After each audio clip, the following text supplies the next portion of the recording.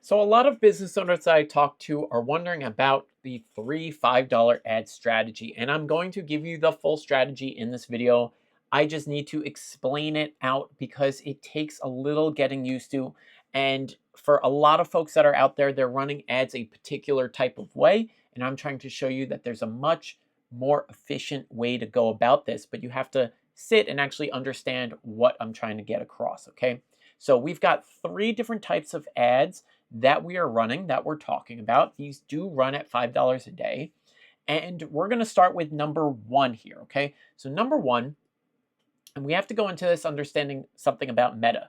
Meta is an interest based platform. TikTok, same thing. YouTube as well, right? Facebook, they're all interest based platforms, which means that they're considering your organic posts and your ads, and it's weighing how interested people are in the content because its whole job is to show the next best piece of content, not just organically, but with the ads itself. Okay, so number one here is all about building a good signal for the algorithm to learn from. Okay, so with that being said, we make an ad that literally solves one problem for our ideal folks. So if you're a coach or a service provider, we're going to focus in on one problem that we can help somebody solve in the video. And we don't ask for them to buy anything because we're literally just trying to be helpful. Now, that's going to do two things for us. Number one, it builds a lot of trust in ourselves because we're actually there to help, to be of service. Who would have thought, right? But not only that, but we're also using that again to train the algorithm on what people we want to talk to, okay? The next thing is it's cheap because almost nobody bids on attention. Now, a statistic. The average people, daily users on any of these platforms, only 2 to 3% of them are going to make a buying decision today, which means that 97% of the people that are on these platforms are not buying anything. They're just there for the entertainment. So, what does that tell us? That tells us that if we're bidding on trying to get that sale right now, we're going to be fighting everybody else for that attention. Not only that, but we need a mechanism in place so that we can get back in front of those people so that when they're ready to buy, we're the next natural choice, okay? So it's cheap. And I have this little picture of a pie chart here because I think it's a great example.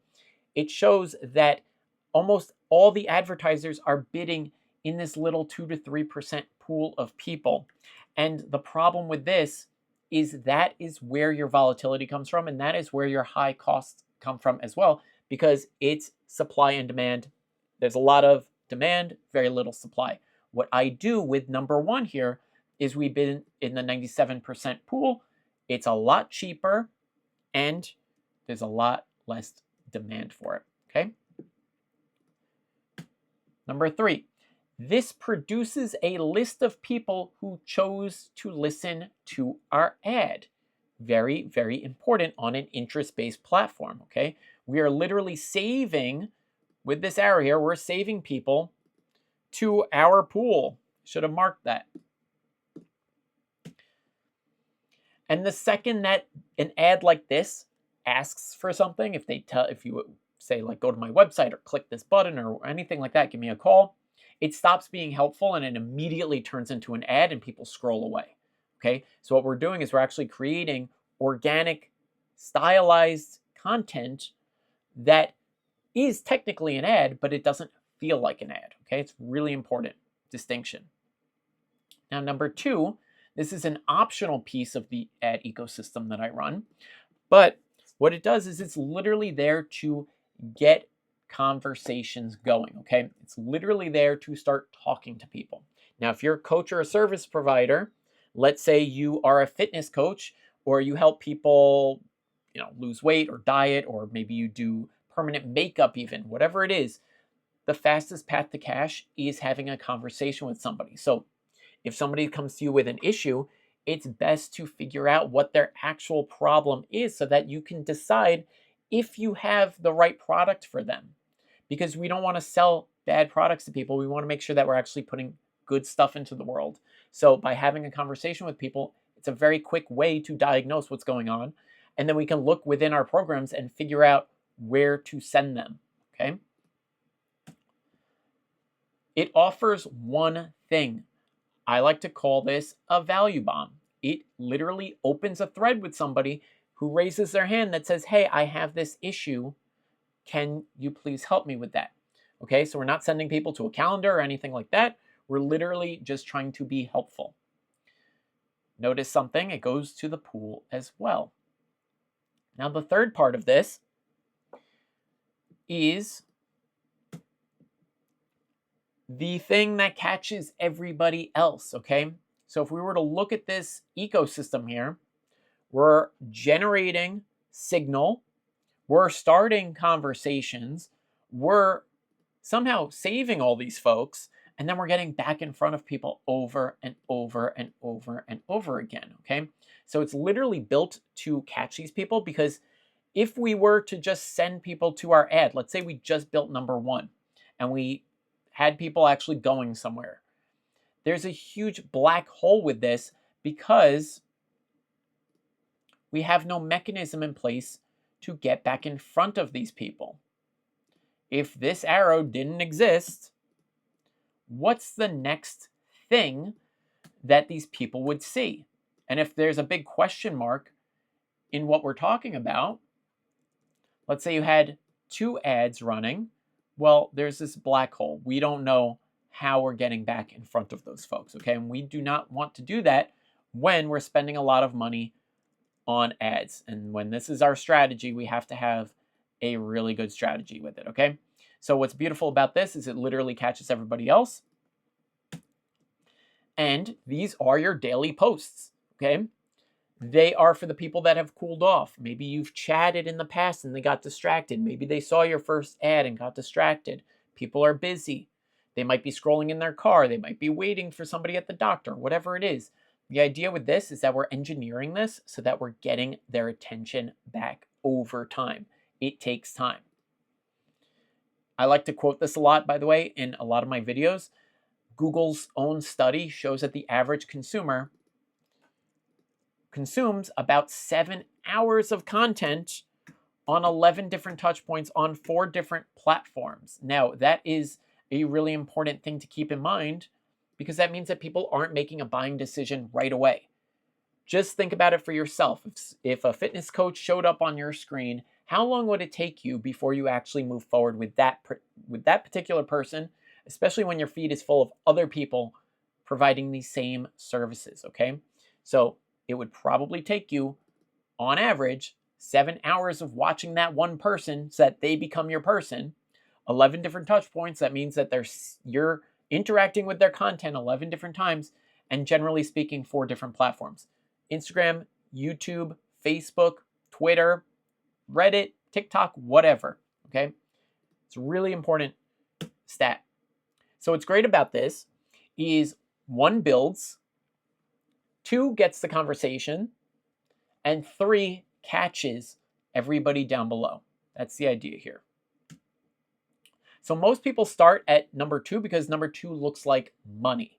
Number 2 doesn't necessarily have to just be about starting a conversation. It might be that people are sending people right to a book a call page, or right to a website, or right to a product.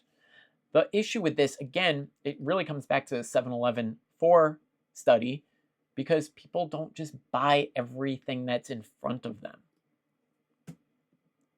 So $5 isn't what makes this cheap. It's where it's run that it does, okay? So the idea here is that we're building box number 1 first. And the idea with this is that over time, this is an asset. This pool here is literally an asset that you're building over time. So as you add more and more people to it, the cost to retarget these folks goes down. There is a time where it's reversed, but eventually, once this pool gets large enough, it flips on itself and it actually becomes really cheap to get back in front of those people. So what we're trying to do, what I advise you to do, is figure out what a customer costs you right now. So look at your ad spend and divide it by the amount of people that bought. You could do this over the last 30 days if you'd like. The problem with this is it's usually slow data. It could take weeks or months before you figure this part out, especially if you're just getting started. And when you're spending a lot of money on ads, maybe you're spending $500 a month, maybe $2,000 a month. It's very difficult to sit there not knowing how much this stuff is actually costing you. So what I like to do is I like to measure things a step earlier. What does it cost you to get one person to actually watch your video ad? Because if you can figure this part out, we don't need to know the ad spend divided by people bought just yet. We can start looking at how much does it cost us to get attention on the platform. So somebody who stopped and stayed with your video ad is really what we're after. So it's literally the same math. It's cheaper because you can actually get an answer within 7 days of getting this started. And if the cost comes back high, I have 2 other columns that show you why that might be. Okay, so we're literally looking in those other 2 columns, we're looking at the percentage of the people that stopped to watch and the percentage of the people that actually stayed and watched a lot of that video ad. So it's 2 different problems and there's 2 different fixes for that, right? So if somebody doesn't stop the scroll, there's a problem with the visual to actually stop them in their tracks to keep them. Then if people are stopping but they're not watching the video, there might be an issue with the content. So it's 2 different things. And again, Meta is an interest-based platform. It measures interests and the costs are therefore affected. So let's say you have really bad engagement on your ads, the cost is going to be very high. But if you have good engagement on the ads, the cost actually drops quite a lot. That's why you'll see on a lot of ads, some people will leave negative comments on there because the engagement actually drives the cost down. I'm not saying that's a good tactic to do. I'm just explaining how it works. So one says that your opening is wrong, the other says that your opening worked and the rest of the video didn't. And the thing with this is none of those columns are in the actual ad manager, okay? You actually have to build them out. I build them out for my private clients. It's very simple to do, but it's important because it doesn't come with it, okay? So if you'd like to talk further about this, you could send me what a customer costs you right now and what you're spending per month. And I'll tell you what your cost per view has to be for this to work. And lastly, if you don't know what a customer costs you, you can send me your rough numbers and the amount of customers that came from it, and I'll help you diagnose it. A lot of times it's not just a problem with the ads, it's the steps that follow afterwards because there's 2 different things. One, we have a marketing process. And number 2, we have a sales process. And a lot of people treat them as the same thing, but they are 2 very different things. So that's why I ask for people's numbers.